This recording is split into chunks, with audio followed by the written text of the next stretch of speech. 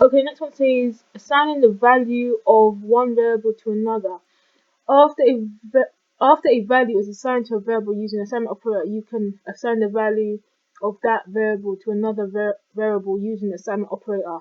So the example it has is var, my var, yeah. Oh, okay.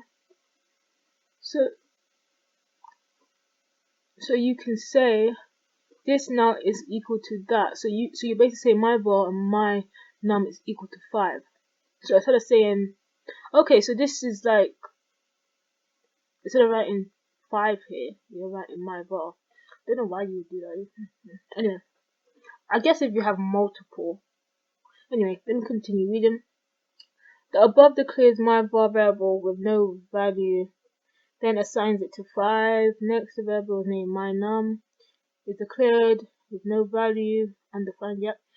Then the contents of my var, which is 5, is assigned to my variable my num. Now my num also has the value of 5. Assign the contents of A to the variable B. So here it has var A equals 7. Now it's declared. So following how they've done it, they want you to say B. I guess B is equal to A. Let's see. Yep. Okay, that was quick.